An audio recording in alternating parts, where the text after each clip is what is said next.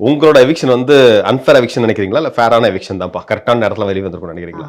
கண்டிப்பா நான் எப்படிங்க நினைப்பேன், நான் கடைசி வரைக்கும் இருப்பேன்னு நான் நினைச்சேன். கடைசி நாள் வரைக்கும் இருப்பேன்னு நான் நினைச்சேன். அதுக்கான ஃபுல் முயற்சி நான் முதல் நாள்ல இருந்து எடுத்துட்டு இருந்திருக்கேன். இத்தனை வாரம் வந்திருக்கேன். ஸோ இட்ஸ் அன்ஃபேர்னு தான் எனக்கு தோணும். எதனால நீங்க எவிக்ட் ஆனீங்கன்னு நினைக்கிறீங்க? நான் நிஜமாவே தப்பு இதெல்லாம் வந்து எவிக்ஷன் காரணமா இருக்கும்னு நினைச்ச விஷயங்கள் இருக்கிறவங்க பண்ணவங்களாம் இருக்கும்போது நாம ஏன் அந்த கொஸ்டின் எனக்கு அதிகமா இருந்தது. ஸோ எனக்கு அது குழப்பமா இருந்து வெளியில வந்து அந்த குழப்பம் தீர்ந்து ஓகே சரி ஏதோ எவிக்ட் ஆகிட்டோம் விடு பரவாயில்ல அந்த ஒரு மைண்ட் செட்டுக்கு நான் எப்பவுமே அக்செப்ட் பண்ணிக்குவேன். எண்ட் ஆஃப் த டே நான் ஜெயிக்கணும், அதை நான் ஜெயிக்கணும்னு வேண்ட எல்லா நிமிடமும் கூடுதலாக சேர்ந்து மக்களோட அன்போடு சேர்ந்து, அதாவது இவங்க ஏன்டா ஜெயிச்சாங்கன்ற ஒரு ஜெயிப்பு எந்த இருந்துடவே கூடாதுன்னு நான் நினைச்சேன். அவங்களோட அன்போடு சேர்ந்து தான் அந்த ஜெயிப்பு இருக்கணும் அப்படின்றதுல நான் ரொம்ப தெளிவாக இருந்தேன். ஏதோ ஒரு இடத்துல நம்ம மனசுக்கே தோணுமா வெறும் அன்பு மட்டும் தான் கிடைக்கும் கப்பு கிடைக்காதுன்னா நான் என் மனசுக்குள்ள நிறைய நேரம் நான் அன்பை தான் தேர்ந்தெடுத்திருக்கேன். மக்களோட அன்பு இருந்தால் போதுண்டா கப்பு வேணான்னு. ஸோ அப்படி ஒரு விஷயம் எனக்கு கிடைச்சப்போ இதை நான் ஒரு மிகப்பெரிய ஜெயிப்பாக தான் பார்க்குறேன்.